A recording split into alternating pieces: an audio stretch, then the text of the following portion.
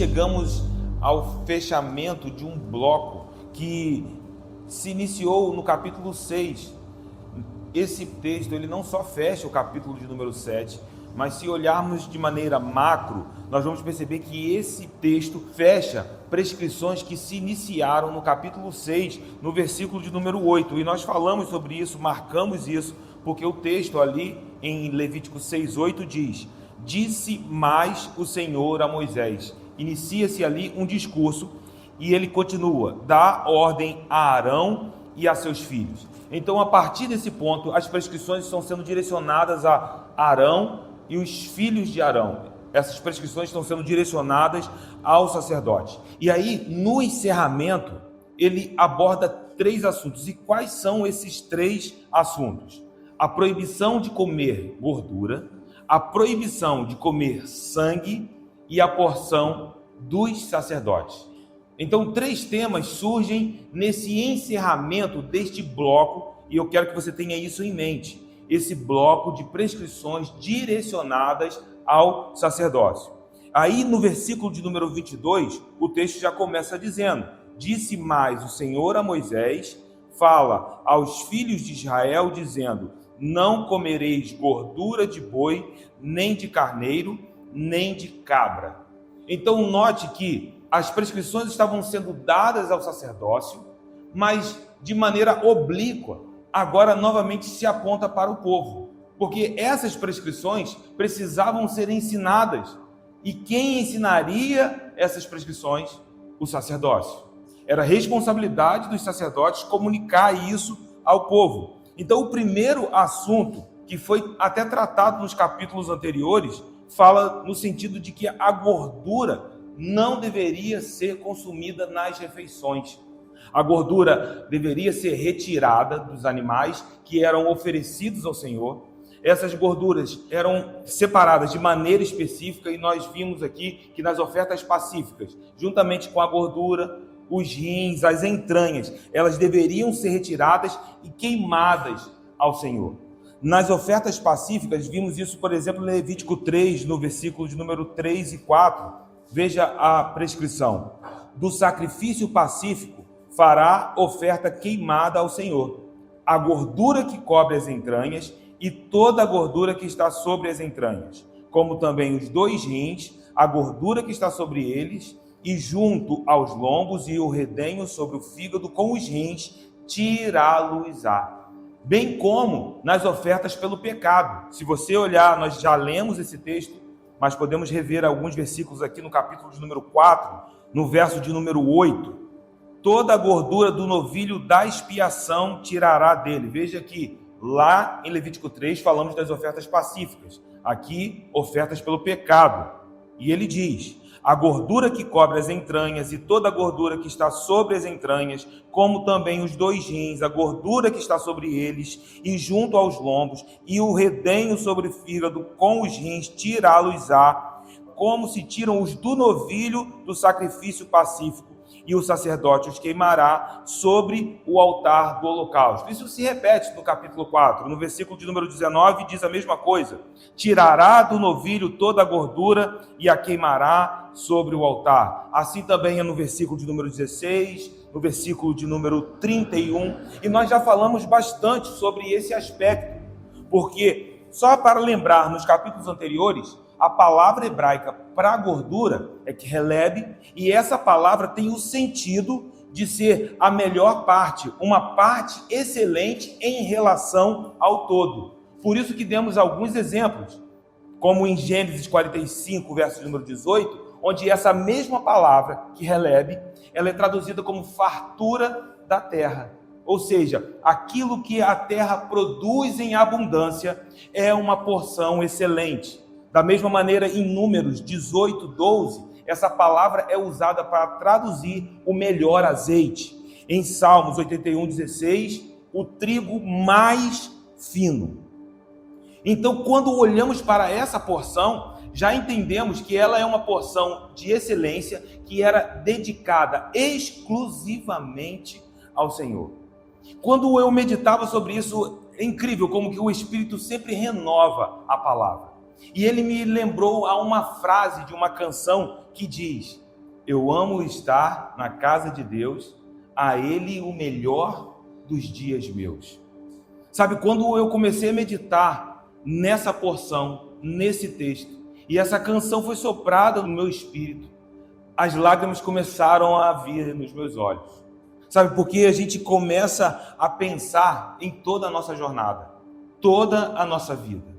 Sabe, eu e a Bia chegamos esse final de semana de uma viagem bastante cansativa, uma viagem longa. Às vezes nós pegamos até dias inteiros de viagem.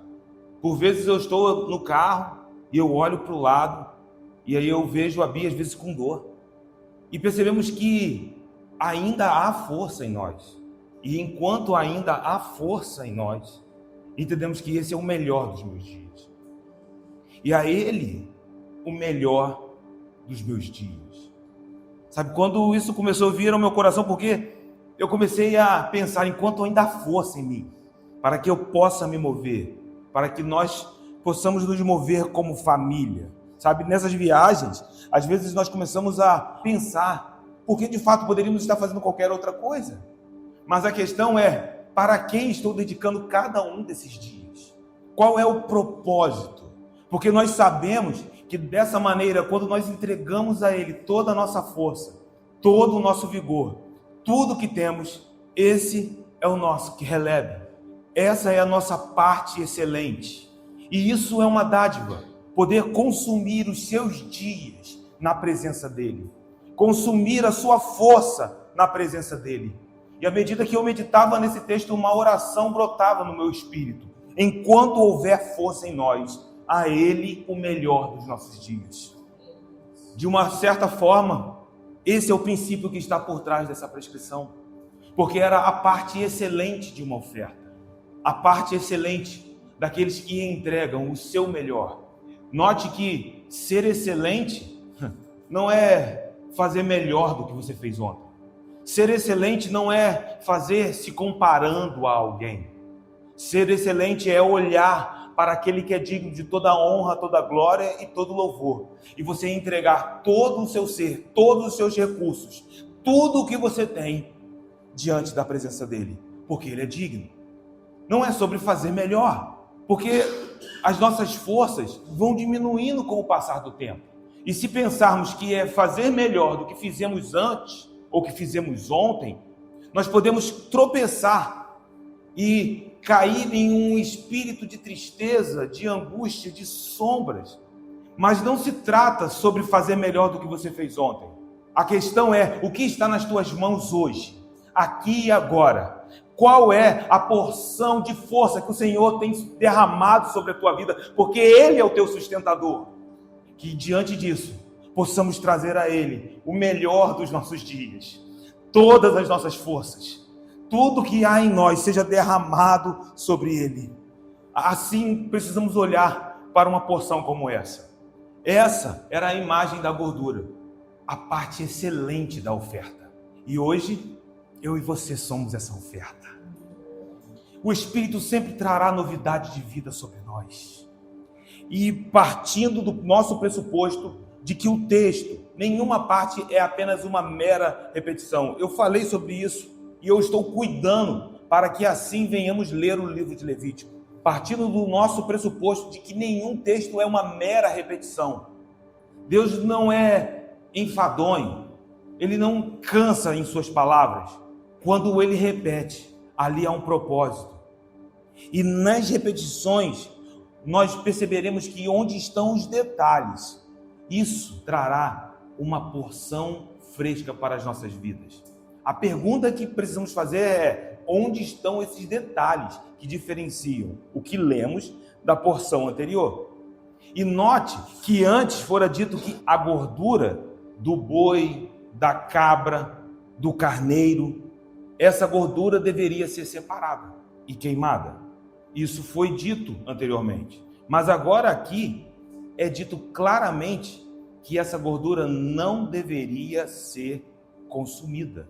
É o que diz no versículo de número 23. Fala aos filhos de Israel: não comereis gordura de boi, nem de carneiro, nem de cabra. Antes apenas era dito que o adorador trazia o sacrifício e que a gordura deveria ser separada porque era uma parte excelente e que essa parte deveria ser oferecida ao Senhor. Agora, no versículo de número 23, o texto mostra que a parte excelente pertence unicamente ao Senhor. Só que o texto ainda traz um detalhe que ainda traz mais clareza sobre o quanto devemos cuidar daquilo que pertence ao Senhor. No versículo de número 24, porque ele diz que a gordura do animal que morre por si mesmo e a do dilacerado por feras podem servir para qualquer outro uso, mas de maneira nenhuma as comereis.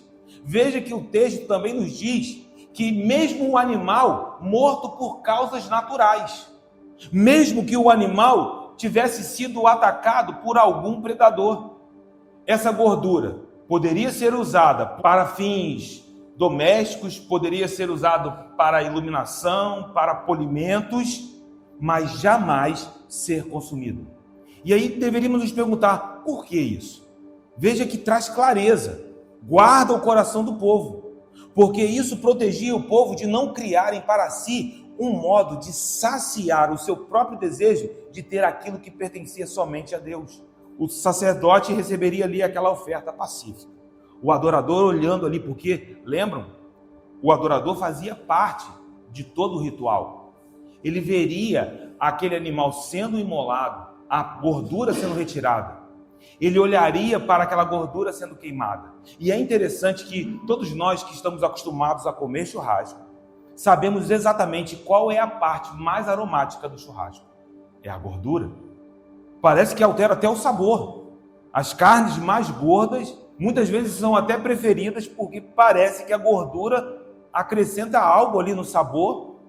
Então aquele adorador olhando para aquele sacrifício, ele poderia sair dali e dizer, olha, essa gordura pertence ao Senhor, mas eu vou atrás de outro animal.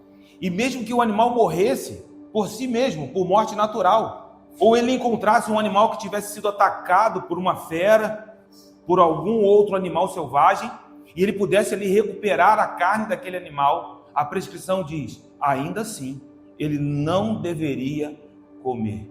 Ele não deveria usar aquela gordura na sua alimentação. Poderia até usar para outros fins, mas jamais se alimentar. Pense, qual é a diferença da gordura de um boi sacrificado para a gordura de um boi que foi atacado por um animal selvagem? Tecnicamente, nenhuma.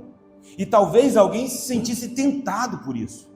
E note que após oferecer um sacrifício, um holocausto, talvez ele olhasse e tentasse buscar saciar esse desejo de outra forma. Mas a prescrição é clara, a gordura pertenceria somente ao Senhor. Aí você pode dizer assim, mas Zeca, isso se aplica à nossa realidade? Os homens cegos pelo Deus deste século, os homens cegos pelos seus próprios desejos, pelos seus próprios anseios, eles buscarão saciar os seus corações com os seus próprios recursos, pelos seus próprios meios. Entenda que o homem corrompido busca a glória para si. Então, quando olhamos para esse princípio que está por trás dessa prescrição, porque eu quero que possamos penetrar além do ritual e entender o que estava movendo isso. Deus estava protegendo o coração do povo. Aprendam a separar e entender que há coisas que pertencem unicamente a mim. E os homens, por vezes, buscam isso. Quando tropeçam em seus próprios desejos, em seus próprios anseios. Os homens buscam a glória para si, mas só Deus a possui. Guardem isso na tábua do coração de vocês. Por vezes os homens cegos pelos seus próprios desejos buscarão glória, mas aqueles que têm os olhos abertos reconhecerão que apenas um detém essa glória, de eternidade em eternidade, e isso não muda.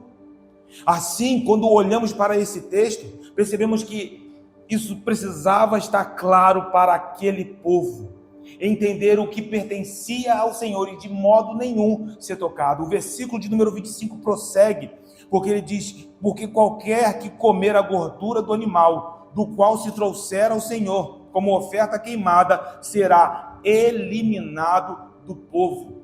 Assim, de modo nenhum, em Levítico, quando alguém comesse dessa gordura, tocasse nessa gordura, precisava entender que ele estava tocando em algo que não lhe pertencia e que pertencia somente ao Senhor. E existem aspectos no nosso relacionamento com Deus que precisam ser posicionados de maneira correta, entendendo que aquilo que pertence a Ele, você não pode atravessar os limites que o Senhor impõe no relacionamento. Só Ele é Deus. Nós somos servos. Ele é Senhor. Ele é Deus, Criador. A Ele toda a glória. O livro de Levítico nos posiciona nesse lugar de temor, porque a consequência sobreviria sobre aqueles homens. E a consequência de qualquer um que ousasse contra aquilo que pertencia unicamente ao Senhor era ser eliminado do povo. E nós falamos sobre essa expressão na semana passada, porque isso é algo além da morte. Quando alguém fosse condenado à morte, o livro de Levítico seria claro nisso. Olhe, por exemplo, em Levítico 20, no versículo de número 15. Se também um homem se ajuntar com um animal, será morto e matarás o animal. Por que eu estou lendo esse texto? Se Levítico 7, 25 estivesse falando apenas de morte, o texto traria: se alguém tocasse, comesse da gordura do animal sacrificado, oferecido ao Senhor, este seria morto. O texto seria claro, como o livro de Levítico é, como a palavra de Deus é. Mas Levítico 7, 25 diz que esse homem seria eliminado. E essa expressão vai além da morte, porque significava ser separado do povo. Significava não mais ter a oportunidade de descansar com o seu povo. E quando eu me refiro a descansar com o seu povo, eu não me refiro apenas nesta vida, mas também falo na era após a morte. Entenda, é ser completamente desconectado. Você vai olhar que quando os homens de Deus morriam, a palavra de Deus diz, e eles descansavam com o seu povo. Mas uma vez que ousasse em tocar naquilo que pertencia ao Senhor, em iniquidade, em rebeldia, esses seriam tirados desse lugar. E talvez uma imagem que nos ajude a entender isso está na parábola de Jesus, chamada a parábola do rico e o Lázaro. Porque essa parábola conta sobre dois homens que morreram, o rico e um mendigo chamado Lázaro. E o mendigo chamado Lázaro, após morrer, a parábola nos conta que ele foi levado para um lugar chamado Seio de Abraão.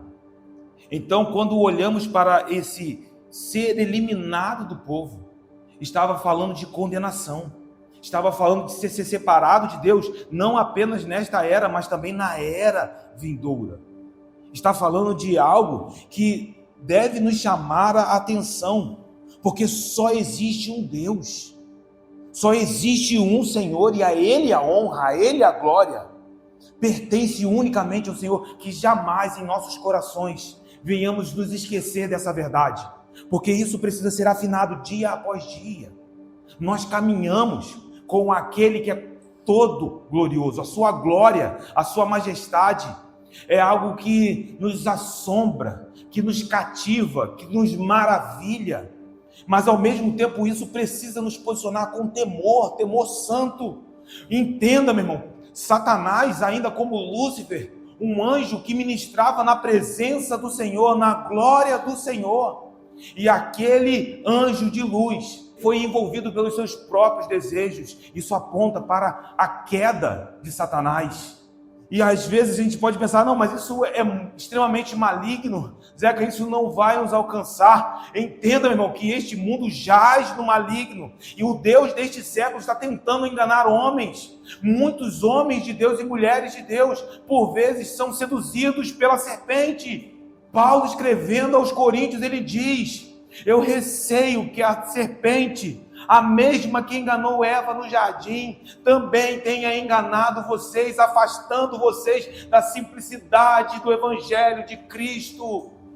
Ou seja, são ataques que por vezes são sutis, mas precisamos do Espírito Santo de Deus para abrir os nossos olhos, para que possamos nos revestir de toda a armadura de Deus e, resistindo ao diabo, permanecer firmes e inabaláveis. Só o Senhor, que Ele nos revista nessa noite, que possamos receber dele essa capacitação do alto para então prosseguir de glória em glória, apontando para aquele que é digno. Que assim sejam todos os meus dias. Eu quero viver não só este tempo, esta era, mas eu quero viver para a eternidade, apontando para aquele que é digno de toda honra, glória e louvor, aquele que morreu por mim, pelos meus pecados, que é cheio de graça, verdade. Ele é o nosso Deus. Ele é digno. Que isso fique claro em nossa jornada.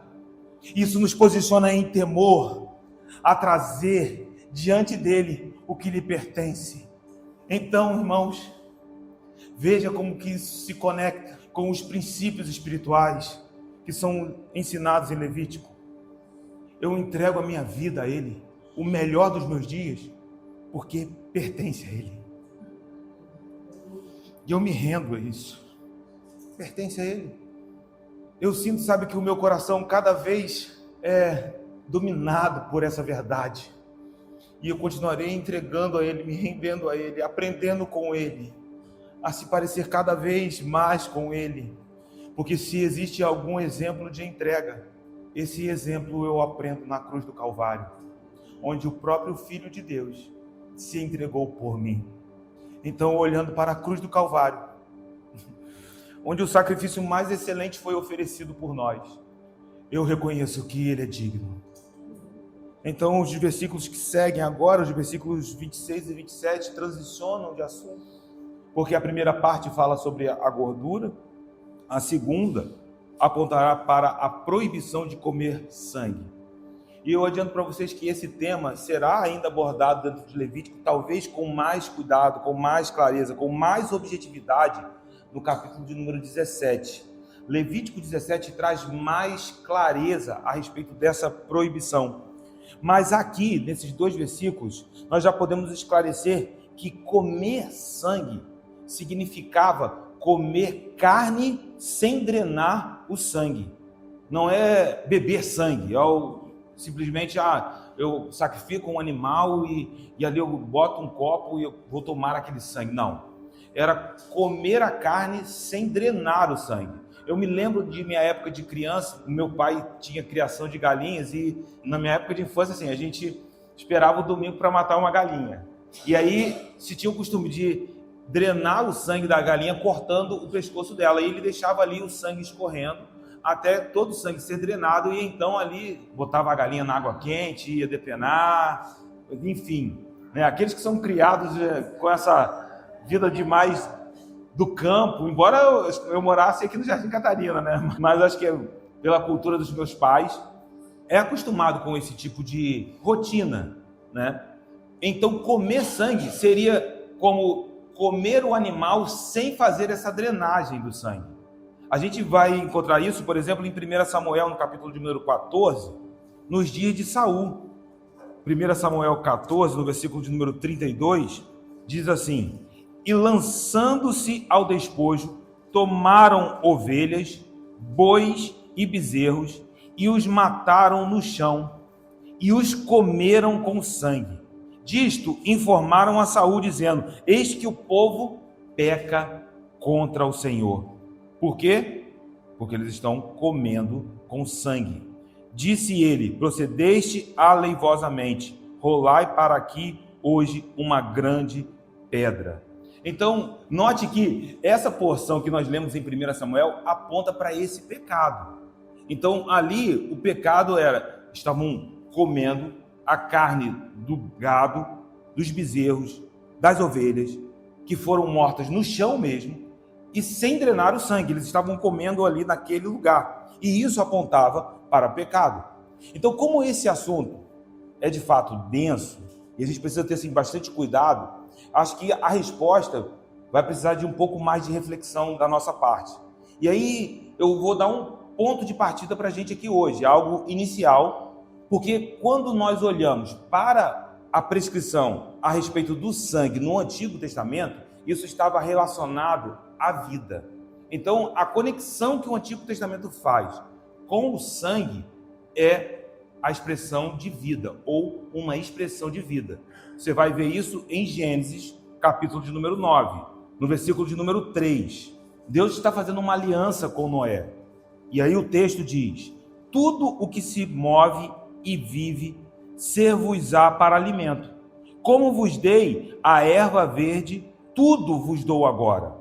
Carne, porém, com sua vida, isto é, com seu sangue, não comereis. Então a conexão começa aqui, em que Deus faz um apontamento para Noé, onde que comer carne com sangue seria comer carne com a sua vida ainda presente. E o sangue representava de fato essa vida. Tanto que a aspersão do sangue era o elemento que fazia a expiação do pecado. Quando o animal era sacrificado, o sangue era drenado, o sangue era recolhido e aspergido no altar de bronze. Por quê? Porque esse gesto simbolizava a expiação dos pecados. O que significa expiação dos pecados? Ora, qual é o salário do pecado? A morte. Então, para que o pecado fosse expiado, um animal precisava ser sacrificado. E como a substituição era dada no sacrifício? Com a aspersão do sangue no altar. Assim, é como se o sangue fosse um espelho da vida, como se ele apontasse para a vida. No Novo Testamento, e isso eu acho que é o ponto que dificulta todo o debate, e talvez sirva de fundamento para algumas seitas, como por exemplo os Testemunhos de Jeová, que não só comem sangue, mas também são contra a transfusão de sangue. Então a gente vai falar disso em um outro momento, mas o Novo Testamento traz aspectos a respeito dessa orientação, e isso de maneira muito clara quando nós olhamos a resolução do Concílio de Jerusalém em Atos 15. Veja Atos 15, versículo de número 20. Após todas as apresentações no concílio, Paulo havia falado, Pedro havia falado, Tiago ele traz a última palavra do concílio, ele traz a conclusão desse concílio. E aí, dentro dessa conclusão, o versículo de número 20 traz um adendo para que os gentios pudessem observar. Eu vou pegar do versículo de número 19. Pelo que julgo eu, não devemos perturbar aqueles que dentre os gentios se convertem a Deus, mas escrever-lhes que se abstenham das contaminações dos ídolos, bem como das relações sexuais ilícitas, da carne de animais sufocados e do sangue. Porque Moisés tem em cada cidade, desde tempos antigos, os que o pregam nas sinagogas, onde é lido todos os sábados. Esse texto é um texto que dificulta muito o debate. Por quê? Porque ele é trazido para um contexto de nova aliança, uma orientação dada aos gentios, e aqui vejo que eu estou sendo bastante cuidadoso com as palavras. Tiago não se coloca em uma posição de mandamento, é de uma orientação, porque há um apontamento em relação às sinagogas onde a lei de Moisés era ensinada. E toda essa discussão que está em cena no Concílio de Jerusalém é o debate entre gentios e judeus. Como a igreja do Senhor Jesus agora caminhará onde não existe mais muros entre judeus e gentios. Então, essa orientação pode ter sido feita para evitar escândalos na própria evangelização dos judeus. Pare para pensar, é uma igreja de gentios. E aí tem um judeu no meio da igreja. E aí os crentes, os cristãos gentios, eles estão lá comendo a galinha ao molho pardo. O judeu ficará escandalizado. E aí eu quero agora aplicar 1 Coríntios 8 pelo caminho contrário. Porque a gente sempre aplica 1 Coríntios 8 pelo nosso lado. Agora a gente vai aplicar pelo reverso. Vai comigo em 1 Coríntios 8, no versículo de número 8. Veja o que o texto diz.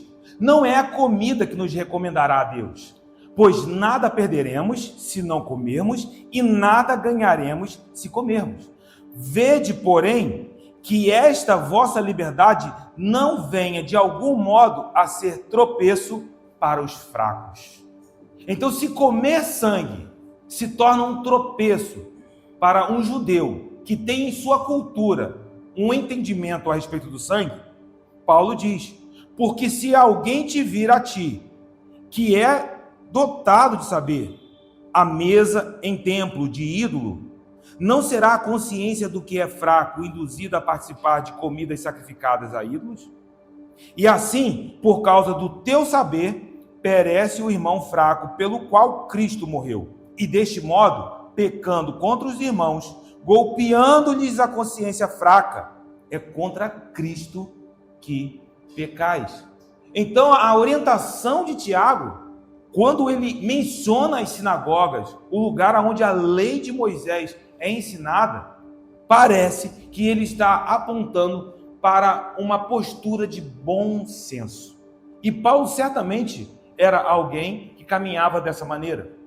Note que até a revelação de Cristo, o sangue no Antigo Testamento, de fato, era um símbolo também da aliança mosaica. Quando você olha em Êxodo 24, verso de número 18, você vai encontrar Moisés falando com o povo e um gesto, como um ato profético, um ato que aponta para a aliança do Senhor para com o seu povo. Abra aí em Êxodo 24, 8. Então tomou Moisés aquele sangue e veja o que ele fez, e o aspergiu sobre o povo e disse: eis aqui o sangue da aliança que o Senhor fez convosco a respeito de todas estas palavras. Então o sangue era uma imagem da aliança do Senhor para com o seu povo. Perceba a carga simbólica do sangue no Antigo Testamento. Então não é apenas um aspecto da relação com a vida, mas também um símbolo da aliança de Deus para com o seu povo. Então, por toda essa simbologia, de modo nenhum, um judeu no Antigo Testamento deveria consumir sangue, porque ele teria a mesma consequência que falamos anteriormente. Ele seria eliminado do povo. Isso aparece no versículo de número 27. Olha lá em Levítico, capítulo 7, verso de número 27. Toda pessoa que comer algum sangue será eliminada do seu povo. E nós já entendemos aqui o que isso significaria. Então, o desafio para nós é como lidar com essa prescrição hoje. E eu acho que há uma maneira aqui muito clara de aplicarmos essa prescrição à nossa realidade.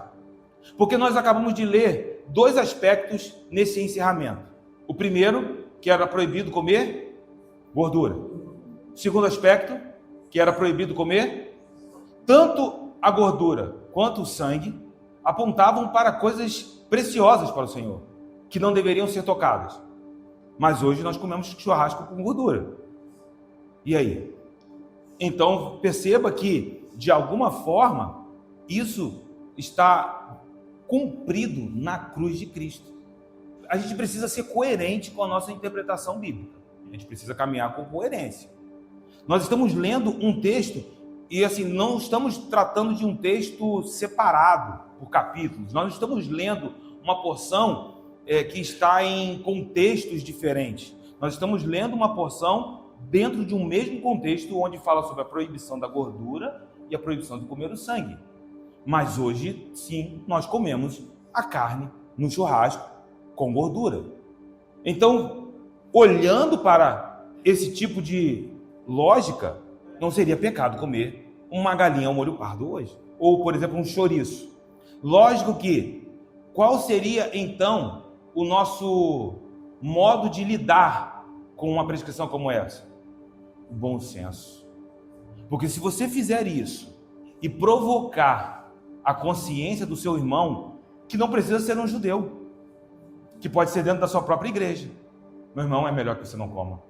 Mas note que, quando olhamos para o sacrifício de Jesus Cristo na cruz do Calvário, entendemos, e aí eu acho que a gente vai falar sobre isso com um pouco mais de clareza em Levítico 17, mas só para não deixarmos aqui a questão muito pendurada, eu posso adiantar para vocês que o sangue, essa simbologia, no Antigo Testamento, cumpriu o seu papel. E qual era esse papel? Nos levar até Cristo, a ponto de entendermos que o sangue dele, vertido na cruz do Calvário, nos purifica de todos os pecados. Então, sabe, por isso a gente precisa lidar com bastante cuidado. Eu oro para que o texto esteja sendo claro. Eu não vou entrar mais do que isso, mas falaremos mais sobre esse aspecto do sangue, da expiação. Talvez isso é um pouco mais sistemático, no sentido da teologia. Então a gente vai falar com um pouco mais de calma disso em Levítico 17. Mas deu para entender esse ponto? O Antigo Testamento, a lei, era um aio para nos conduzir a Cristo, onde em Cristo nós somos livres. E livres em todos os aspectos, até mesmo para sermos capazes de discernir quando não comer dentro da sua liberdade, por amor a Cristo. A Ele a honra, a Ele a glória e a Ele o louvor. Então o texto agora traz a última prescrição, o último aspecto desse encerramento. Tenha em mente, nós estamos no fechamento de um bloco que começou em Levítico 6, verso de número 8. Agora, no versículo de número 28 e 29, surge o último assunto da sessão, que é a porção dos sacerdotes. E aí o versículo de número 28 diz: disse mais o Senhor a Moisés: fala aos filhos de Israel, dizendo: quem oferecer ao Senhor o seu sacrifício pacífico, trará a sua oferta ao Senhor do seu sacrifício pacífico. Então note, se alguém fosse oferecer uma oferta pacífica, o adorador, ele mesmo deveria trazê-la. Isso salta dentro do texto. Quem oferecer, trará. Isso ressalta o papel intransferível na adoração. Alguém que está disposto a entrar nesse lugar precisa estar consciente de que o seu papel é intransferível. Ninguém pode oferecer a Deus adoração em meu lugar. O meu louvor é minha responsabilidade. O meu louvor é um privilégio que também cabe a mim. Da mesma maneira, a cada um de nós aqui. A sua adoração é intransferível.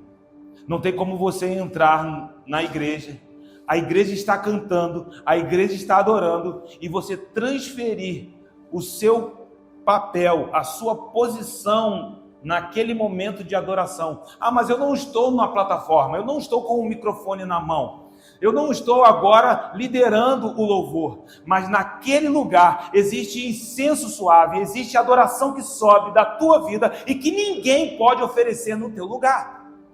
Então isso é intransferível. Vai trazer uma oferta pacífica, o livro de Levítico é muito claro. Este é quem trará o animal. Ah, não, mas eu vou mandar a minha mãe. Não, é intransferível. Não é a família no seu lugar, não é seu amigo no seu lugar.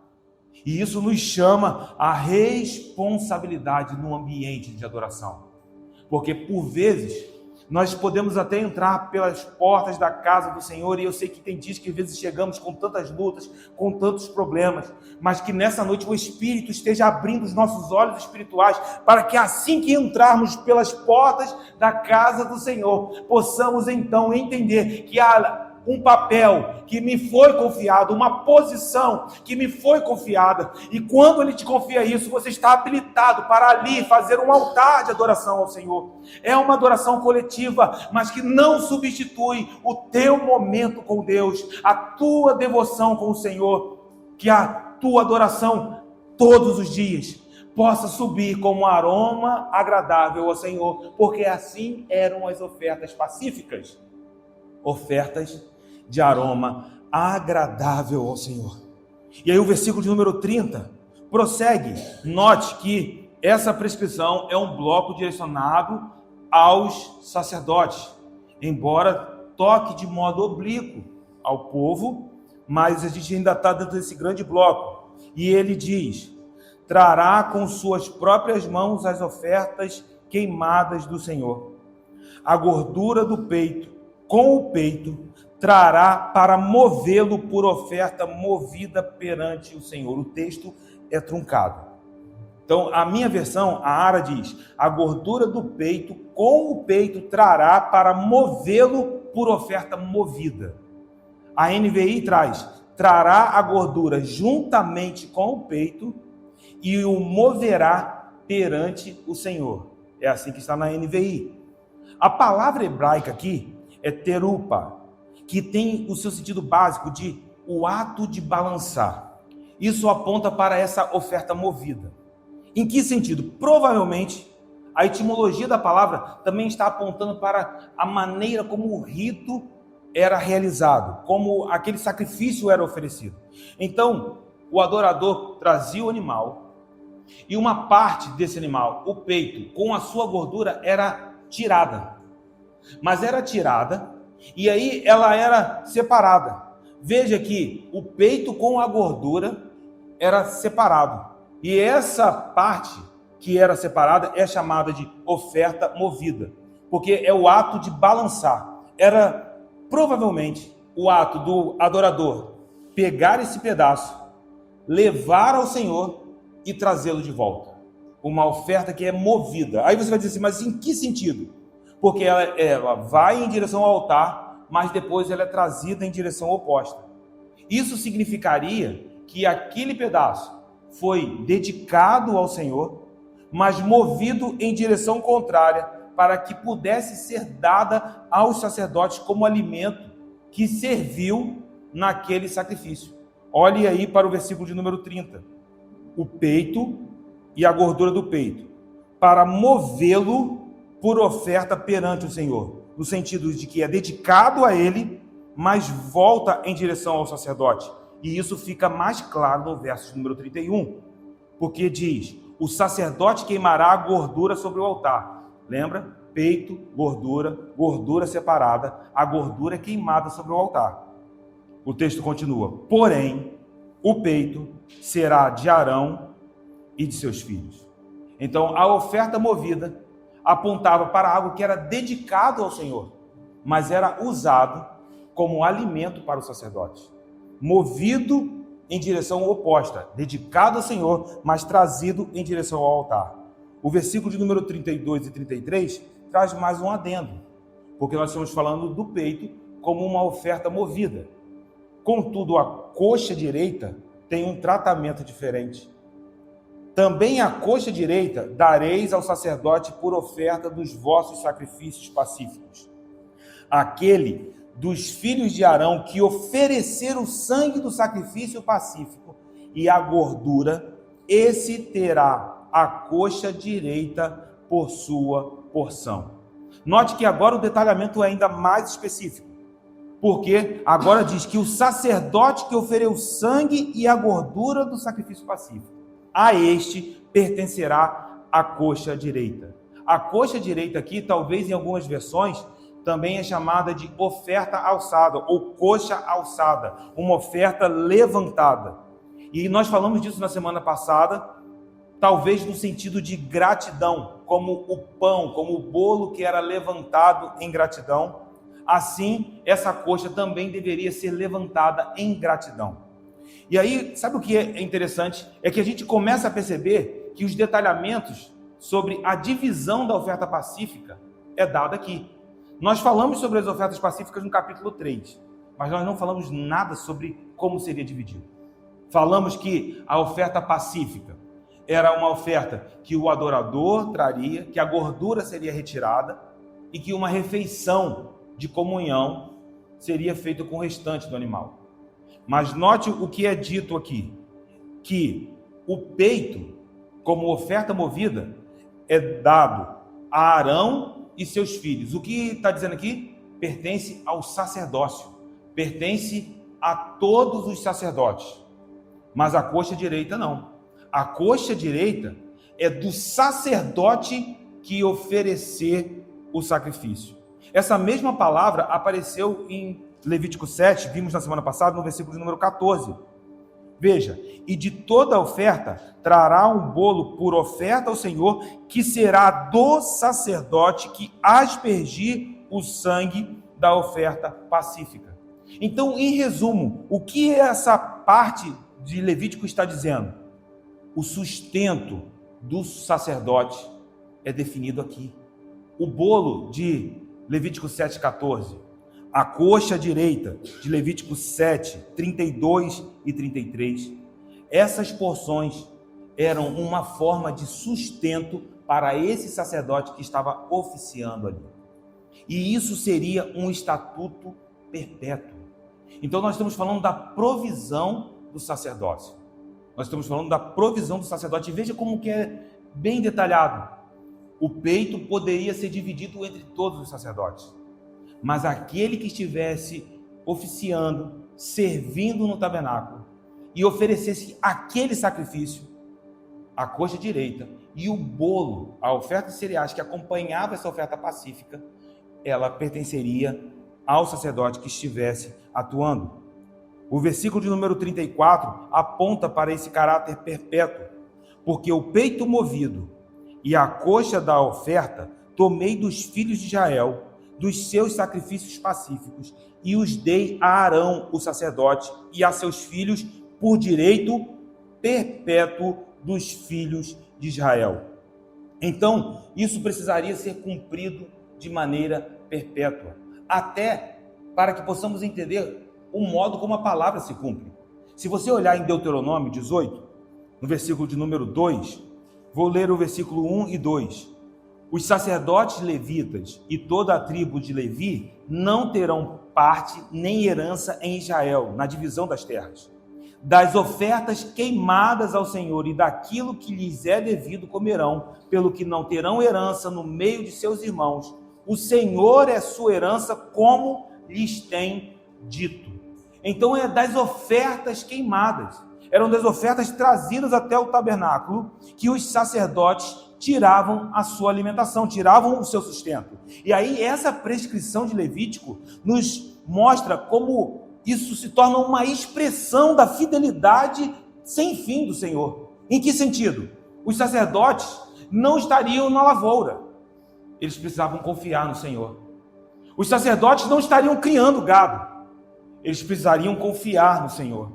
E quem traria a expressão da manifestação dessa fidelidade? O povo. O sacerdote estaria ali esperando. O Senhor disse que nós não temos parte em nenhuma terra. Ele é a nossa herança. Ele é o nosso sustento. E de onde viria esse sustento? Quando o povo trouxesse as ofertas até o tabernáculo. Esta é a porção dos sacerdotes. É assim que está no versículo de número 35. Volte para Levítico 7.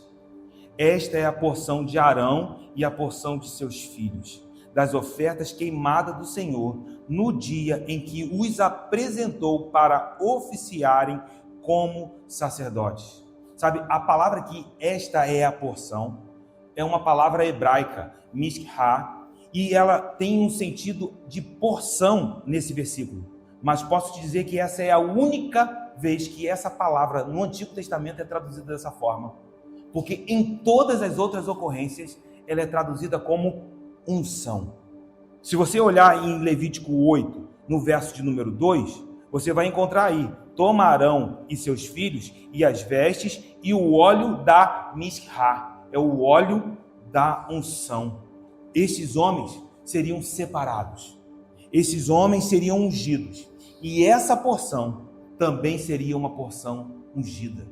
Então, quando você olha para o capítulo 7, o verso número 36, ele diz: essa porção a qual o Senhor ordenou que se lhes desse dentre os filhos de Israel, no dia em que os ungiu, estatuto perpétuo é pelas suas gerações. Estes homens agora ungidos, eles teriam o Senhor como sua herança. E qual é a expressão dessa herança?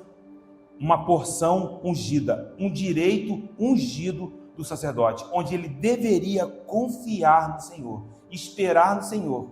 E cada oferta, ela seria uma manifestação da expressão da fidelidade do Senhor. Isso chama muito a nossa atenção. Pense como nós cuidamos dos nossos ministros. Alguém que se lança ao ministério e entrega a sua vida de maneira integral àquilo que o Senhor lhe chamou para fazer. A confiança dele está no Senhor. Precisa estar no Senhor. Mas a manifestação dessa fidelidade se dá quando o povo se move. E isso, sabe, nos leva a um ponto decisivo dentro desse texto.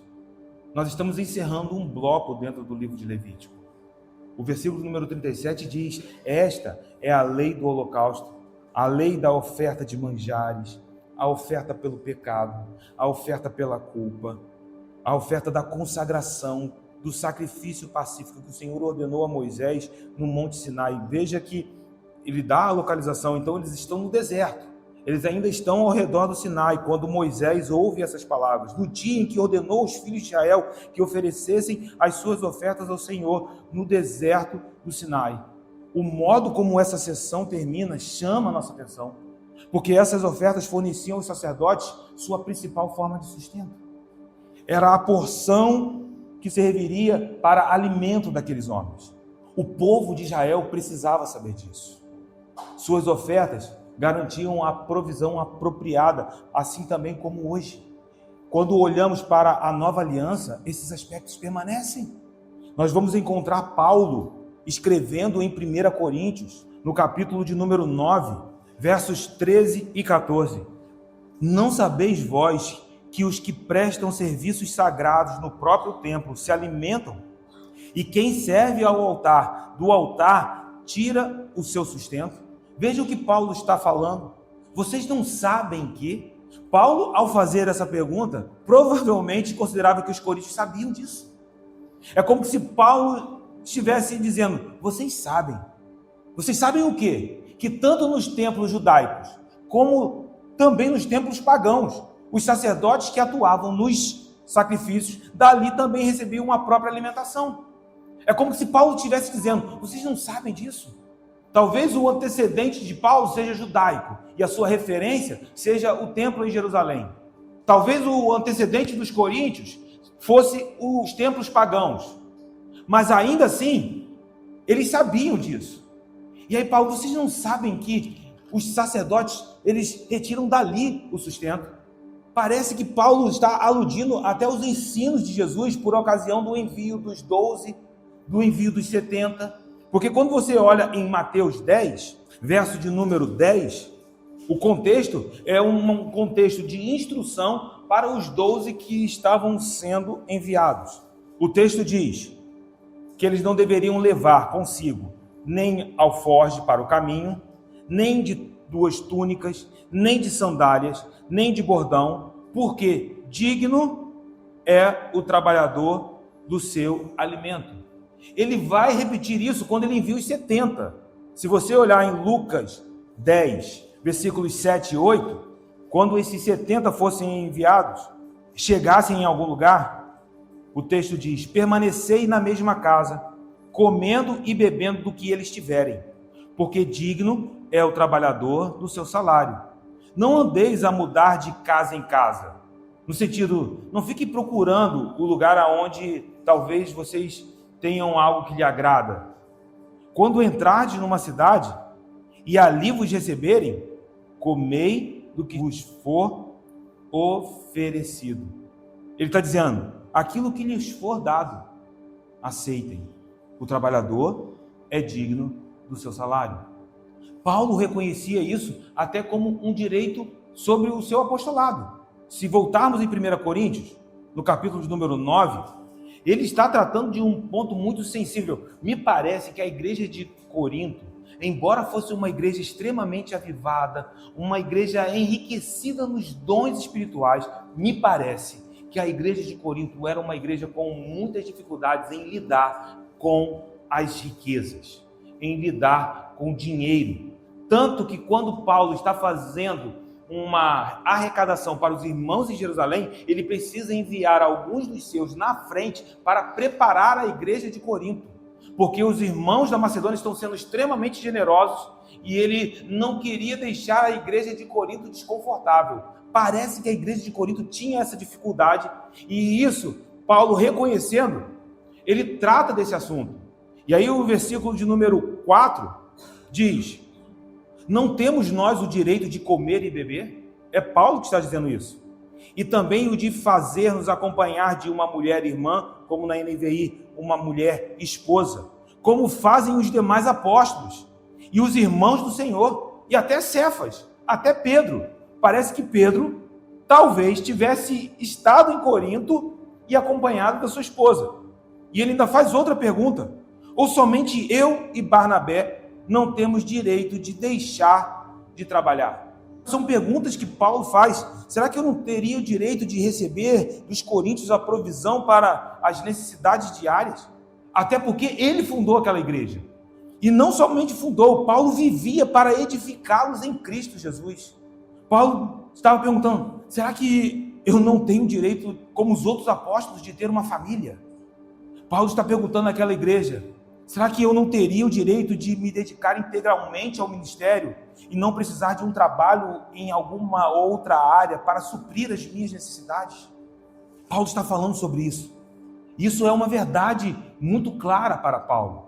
Paulo vai encorajar a Timóteo a estar atento àqueles que se dedicam ao ministério e se afadigam ao ensino. Se você olhar em 1 Timóteo 5:17, Paulo orienta a Timóteo: devem ser considerados merecedores de dobrados honorários os presbíteros que presidem bem, com especialidade os que se afadigam na palavra e no ensino. Então veja que não é somente sobre aqueles que presidem bem, que são hábeis, são pessoas que se desenvolvem no seu ministério, mas que também se dedicam.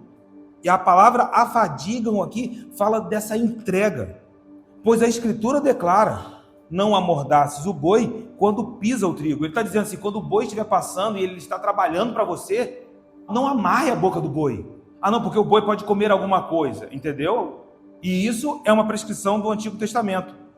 Está em Deuteronômio 25, verso número 4. E ele ainda prossegue citando uma orientação de Jesus: o trabalhador é digno do seu salário.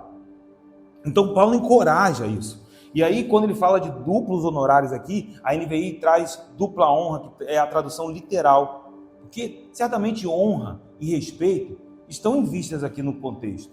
Mas se você lê isso dentro do capítulo, você vai entender que também aponta para a maneira como que a igreja está cuidando dos seus ministros, como que a igreja está atenta às necessidades dos seus ministros.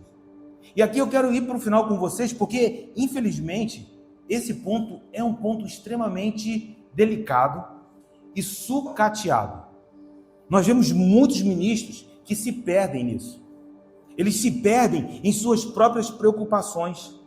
Eles se perdem da confiança no Senhor. E aí, quando nós olhamos para a orientação de Jesus em Mateus 10, em Lucas 10, a orientação não foi uma orientação dada ao povo, foi uma orientação dada aos discípulos. Eles precisariam confiar no Senhor. Essa confiança foi um fundamento no envio dos 12, foi um fundamento no envio dos 70.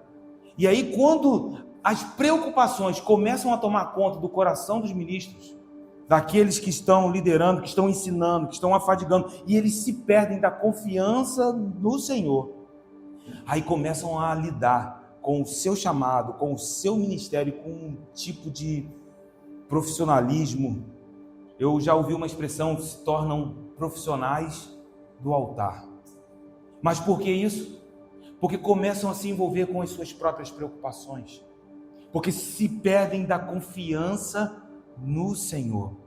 E essa palavra, sabe, veio ao meu coração nessa tarde como uma palavra necessária, porque a cada dia eu preciso estar consciente de onde está a minha confiança. Note que em nossos dias um espírito consumista tem dominado não só o coração de muitos cristãos, mas também de muitos ministros. Porque às vezes a gente fala de consumismo, a gente fala: a igreja virou um mercado, as pessoas agora só pensam em comprar. Mas esse espírito não está apenas dominando o coração daqueles que são ministrados, também está cegando o coração de muitos ministros. Alguns que começam a se perder e se tornam uma espécie de vendedores dos seus próprios dons. E essa questão é uma questão urgente, é uma questão que precisa ser equilibrada. E talvez a chave que decide essa questão é uma chave que aponta para as nossas necessidades como ministros, como o ministério em si, mas como Paulo lidou com isso. A chave para resolver essa questão é olhar como que um ministro lida com o seu ministério. E podemos olhar para esse mesmo Paulo e encontrar um apóstolo que tinha o direito e ele abre mão do seu direito. Aqui está o ponto. Não podemos permitir que a ofensa entre em nossos corações. Nós não podemos permitir que, por existirem lobos vestidos de ovelhas, também deixemos de olhar para aquilo que Deus está fazendo sobre a terra. Absolutamente nada podia ser um obstáculo para o evangelho. Isso era uma chave para Paulo. Se para Paulo pregar o evangelho em algum lugar, aquilo que lhe era de direito fosse um impedimento, ele diz: eu abro mão para eu ir, para que o evangelho possa prosperar naquele lugar. E isso nos ensina um coração atento às prioridades do reino. O apóstolo preferiu abrir mão do seu próprio direito, daquilo que lhe era devido, para que nada impedisse da sua própria parte o fluir do evangelho em Corinto. Por isso ele não recebia nenhuma oferta de Corinto. Note que curioso, de Filipos ele aceitava, dos irmãos da região da Macedônia ele aceitava, de Tessalônica ele aceitava, mas de Corinto não. Por quê? Eu não quero ser um impedimento para o fluir do evangelho naquele lugar.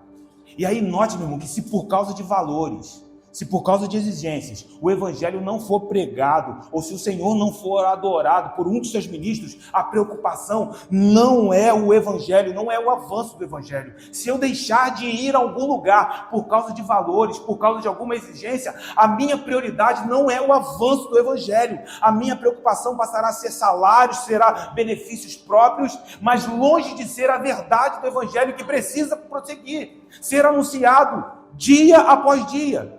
Então cabe a nós, como igreja, entender isso, pedir que o Espírito Santo de Deus nos ensine a amar uns aos outros como Cristo nos amou. Isso é uma necessidade urgente para um tempo como este que nós estamos vivendo, é uma palavra necessária para um tempo como este que nós estamos vivendo. Eu não posso permitir que as minhas preocupações, as minhas aparentes necessidades, porque eu sei que o nosso Deus é o Jeová Jireh, o Deus de toda a provisão. Então eu não posso permitir que essas tensões entre o que eu estou vivendo e vendo naturalmente aquilo que Deus está fazendo, o Espírito está falando aqui, porque é isso. As nossas visões naturais, os nossos olhos naturais enxergam alguma coisa, mas Deus está fazendo outras coisas que nós não somos capazes sequer de pedir ou imaginar. Ele cuida dos seus. Então precisamos estar atentos a essas realidades. E da mesma maneira a igreja, porque existem lobos vestidos de ovelhas. Nós sabemos disso, a palavra nos alerta sobre isso. Mas se por causa dos lobos vestidos de ovelhas, deixarmos de reconhecer que também existem homens e mulheres de Deus sinceros, que amam a Jesus, que têm entregue a sua vida ao ministério, se deixarmos de reconhecer essa verdade, nós fracassaremos no nosso propósito como igreja. Então, seja um ministro local, seja um ministro itinerante, seja um ministro missionário, o chamado de cada um tem o seu propósito e tem como objetivo a edificação da igreja do Senhor. Isso precisa estar acima de qualquer interesse particular. Por isso alguns ministros tropeçam. Mas a igreja não reconhece, e isso começa a se tornar uma ofensa, e é um engano de Satanás, porque a igreja do Senhor Jesus é generosa. O problema é que alguns se envolveram em ganância, e só se movem por tabelas, meu Deus, só se movem de maneiras específicas. Não, se não for assim eu não vou, eu não consigo imaginar Paulo fazendo isso. Se uma porta para o evangelho se abriu, nós precisamos ir, que se levantem homens e mulheres sinceros em nosso tempo, que Deus levante a igreja, que nós sejamos incendiados para irmos, porque o evangelho precisa ser pregado.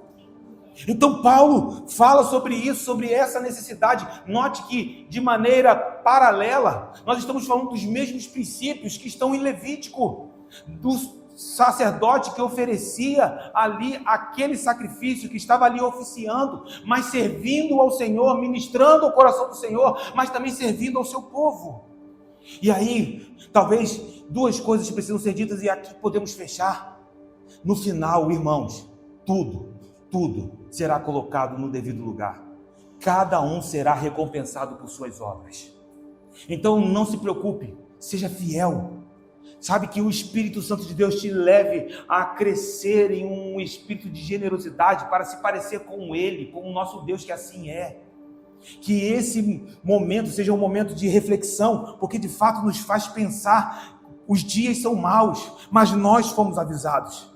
Mas da mesma maneira que nós oramos ao Espírito para que Ele nos ensine a olhar, a ver como Deus está vendo, a agir alinhado com o Espírito, alinhados com o que Deus está fazendo sobre a face da terra, nós também possamos ter em nosso coração uma chave, a mesma chave que estava no coração de Paulo, que nada, absolutamente nada seja um obstáculo para o Evangelho, porque cremos que a glória de Deus cobrirá a terra como as águas cobrem o mar. E é aqui que eu quero orar com vocês, porque nós fechamos e veja, é um bloco de prescrições para os sacerdotes. Eles precisavam entender sobre o que pertencia ao Senhor e que não poderia ser tocado de modo algum. E fechamos esse bloco entendendo que quando honramos ao Senhor, Ele cuida de todo o restante. Quando buscamos o reino em primeiro lugar, as demais coisas são acrescentadas. Meu irmão, a igreja, à medida que entender isso, avançará na pregação, no anúncio do Evangelho, avançará na expansão do reino de Deus que está se estabelecendo dia após dia. Que em nome de Jesus os nossos olhos se abram.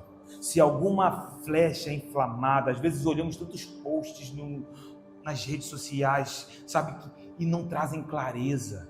Homens que às vezes até se levantam para falar sobre isso. Meu Deus, nós encontramos homens falando sobre esses assuntos, mas aí quando você liga para eles, tem uma tabela. Só querem engajamento, só querem falar daquilo que todo mundo está falando. Mas que os nossos olhos espirituais se abram e que no seio da igreja se levantam homens e mulheres incendiados, capacitados pelo Senhor para levar essa boa mensagem, a mensagem de vida. Coloque a tua mão sobre o teu coração, porque é uma oração para que os olhos dos nossos corações sejam iluminados. Espírito Santo de Deus, muito obrigado por nos trazer até este momento, Senhor, onde a tua palavra tem sido revelada a nós. E o que tange ao que foi ministrado sobre os nossos corações nesta noite é claramente a glória te pertence e ninguém pode tocar nisso. Senhor, como teus ministros, nós te pedimos, ensina-nos, meu Pai, a entender os limites, porque tu és Deus e nós somos teus servos. Tu és Senhor e a ti pertencemos, ó Deus. Tu és o dono da nossa